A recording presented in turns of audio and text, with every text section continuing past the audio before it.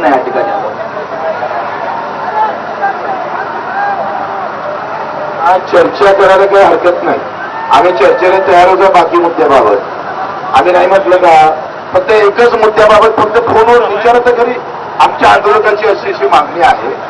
तुम्ही मला काही इतकं काही तुम्हाला काही फडणवीस साहेब रागवणार का, कोण फोन करता असं मला विचारतं.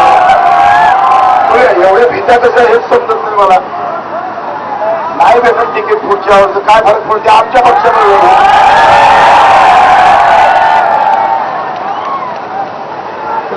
कोणाला फोन करावे सीएमला घाबरत असेल तर मग तुमचा येण्याचा आशीचे हात लगायचो.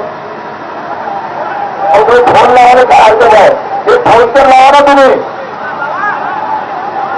बच्चू भाऊ, तुम्हाला माहित आहे मी चळवळीचा कार्यकर्ता. तिकीटचा काय विषय नाही. आम्ही अपक्ष निवडून आलो आहे. तुमच्यासारखं निवडून आले ते निवडून आला आणि तुम्ही निवडून आले त्यांना मी निवडून आलो. आपण पब्लिकचे नव्हते आहोत. प्रश्न तो नाही आहे. प्रश्न असा आहे की जे निरोप आहे ते आम्ही तुम्हाला दिलं. तुमचा निरोपी आम्ही कन्वे करतो. आणि एक मिनिट ऐकून घ्या.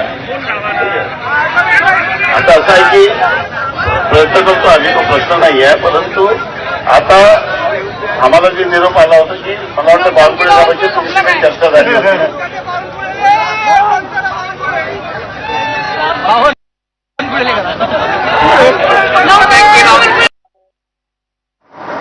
आता तुम्ही आम्हाला निरोप घेऊन आले, मग आमचा निरोप तुम्ही घेऊन जाणार. याच्यासाठीचा वेळ आत्ताचा संपलेला आहे. कारण न्यायालयाचा आदेश आहे. आम्हाला आता आम्ही अटक करून घ्यायला आलेलो आहे. आता तुम्ही आले म्हणून थांबलो, नाही तर जेलमध्ये गेलो असतो आतापर्यंत. मग आता तुमचा आदर आम्ही ठेवला, जेलमध्ये जाण्यापूर्वी थांबलो. त्यामुळे ही वेगळी परिस्थिती आहे. आपल्याला खूप सस्टेन आता वेळ शिल्लक नाही आहे. त्यामुळे तुम्ही निरोप घेऊन जाणार, मग उद्या देणार. मग तोपर्यंत आम्ही कुठे बसायचं ते तरी सांगा. आम्ही जेलमध्ये बसतो, तुम्ही येणार का जेलमध्ये निरोप घेऊन?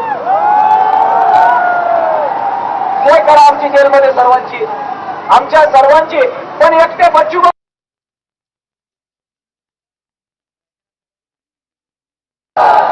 सगळ्यांना जेलमध्येची सोय करा आणि मग निरोपाची देवाणघेवाण करत बसा.